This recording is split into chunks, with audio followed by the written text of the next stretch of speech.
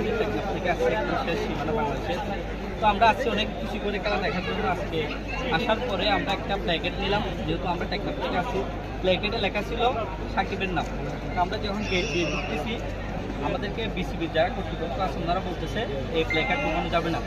তো আমরা ওনাদেরকে প্রশ্ন করলাম কেন ঢুকানো যাবে না, ওনারা বলতেছে এখানে সাকিবের নাম আছে। তো আমি প্রশ্ন করলাম সাকিবের নাম তো এখানে থাকলে কি হয়েছে, বলতেছে এখানে ঢুকানো যাবে না। আমি বললাম সাকিবের নাম তো আমাদের হৃদয়ে আছে, আপনারা এখান থেকে কীভাবে এ করে নেবেন? সাকিব তো বাংলাদেশকে যে এমন না যে সাকিব বাংলাদেশকে কিছু দেয় নাই। সাকিব তো একদম বাংলাদেশের লিজেন্ডারি প্লেয়ার, তার নাম তো আমরা তাকে সাপোর্ট করতেই পারি। একজন ক্রিকেটের ক্রীড়াপ্রেমী হিসেবে আমি সাকিবকে সাপোর্ট করতেই পারি। কেন আমাকে আমার মতের এটা সাপোর্ট করতে দেবেন না? আমি একটা প্লেকেট নিয়ে গেলে এমনটা আবার কী হবে?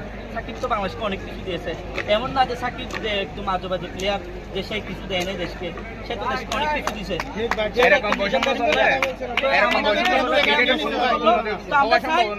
আমরা চাই ভবিষ্যতের জন্য ক্রিয়াতে এই বৈষম্যগুলো না থাকে।